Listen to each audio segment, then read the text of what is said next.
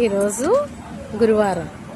గురువారం అంటే ఏంటి అంటే శ్రీ వెంకటేశ్వర స్వామికి కానీ శ్రీహరి అయిన వెంకటరమణమూర్తి వెంకటాచలంలో అంటే తిరుపతిలో ఈరోజు నిజరూప దర్శనం ఇస్తారన్నమాట. నిజరూప దర్శనం అంటే ఏంటి అంటే అలంకార ప్రియుడైన వెంకటేశ్వర స్వామి ఎప్పుడు అలంకారంలో ఉంటాడు. మంచి మంచి పువ్వులతో, మంచి మంచి పట్టు వస్త్రాలతో అంతా చాలా అందంగా కనిపిస్తూ ఉంటాడు. అయితే నిజంగా ఎలాగా ఇద్దరు దేవేర్ల మధ్యన శిలా విగ్రహం అయిపోయినప్పుడు నిజ రూపంలో ఎలా ఉంటాడో వాళ్ళిద్దరిని వక్షస్థలం మీద పెట్టుకొని నేత్రాలు కనిపించేలాగా, అందుకే ఆ రోజు అలంకరణ ఏమి ఉండదు అన్నమాట. ఓన్లీ మామూలు వస్త్రాలు వేసి ఇంకంతా కనిపిస్తుంది. వక్షస్థలం మీద ఆ దేవేర్లు ఇద్దరు కనిపిస్తారు, అమ్మవార్లు ఇద్దరు. నెక్స్ట్ నామం క్లియర్గా కనిపిస్తుంది. మామూలుగా అయితే పచ్చకర్పూరం పెద్ద నామం ఉంటుంది, కానీ గురువారం రోజు నామం చిన్నది చేసి నేత్ర దర్శనం ఇస్తారు. అంటే దేవుడు డైరెక్ట్గా మనల్ని చూసేంత భాగ్యం మనకు కలుగుతుంది. అది గురువారం రోజు చేసి నెక్స్ట్ శుక్రవారం రోజు అదే నిజరూప దర్శనంలోనే స్వామివారికి అభిషేకం చేస్తారు. అభిషేకం చేసి మళ్ళీ అలంకారం చేస్తారన్నమాట.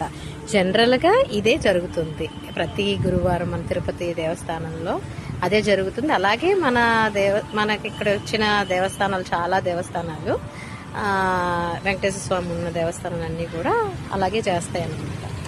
అయితే ఇక్కడ ఇంకొకటి కొత్త విషయం ఏంటి నేర్చుకున్నాను అంటే, జనరల్గా పాదాలు ఎప్పుడు బంగారంతో ఉంటాయి. దేవుడిది పాదాలు తిరుపతిలో చూసినప్పుడు కూడా ఎప్పుడు కూడా బంగారు తొడుగుతోనే ఉంటాయి. మామూలుగా రోజు సుప్రభాతం అప్పుడు కూడా నిజమైన పాదాలకి పూజ చెయ్యరు. ఓన్లీ ఆ తులసి మాలలు అవన్నీ తీసేసి బంగారు పాదాలు మాత్రం కనిపిస్తాయి. అందుకే నిజపాద దర్శనం అని అంటారన్నమాట. గురువారం రోజే నిజపాద దర్శనం ఇస్తారు. దేవుడు విగ్రహం కూడా మీరు చూస్తే కుడి చెయ్యి కిందకి ఇలా ఉంటుంది. అంటే అది చెప్పడం ఏంటి అంటే నా పాదాలే నీకు శరణు అనేసి దేవుడు పాదాల వెనక చూపిస్తాడన్నమాట. అందుకే నీ చరణములే నమ్మేది అంటారు.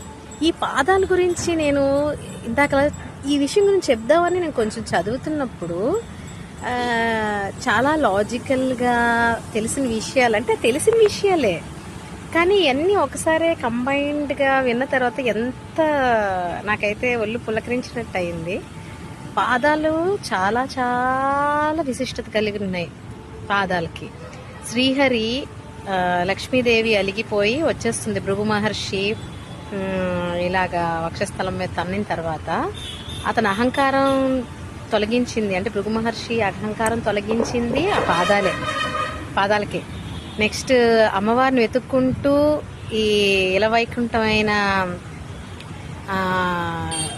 కిందకి వచ్చింది కూడా ఆ పాదాల గుర్తు వల్లే.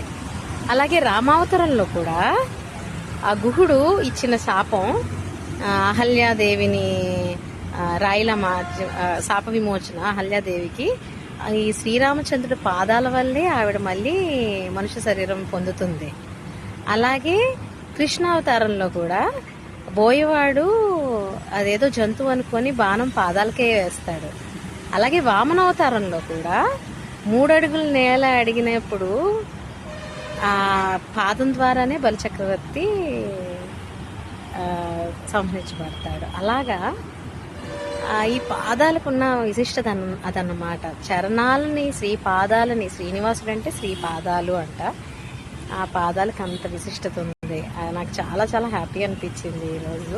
ఈ విషయం తెలుసు, దేవుడిలాగా అహల్యం చేశాడు, నెక్స్ట్ అహల్యకి శాప విమోచన ఇచ్చాడు, బోయవాడు ఇలా చేశాడు. కానీ ఇవన్నీ ఒకసారి కలిసి శ్రీపాదాలని గుర్తు తెచ్చుకుంటే అది చాలా నిజమే కదా, పాదాలకి అంత ఇది ఉంది అని అలా అనిపిస్తుంది.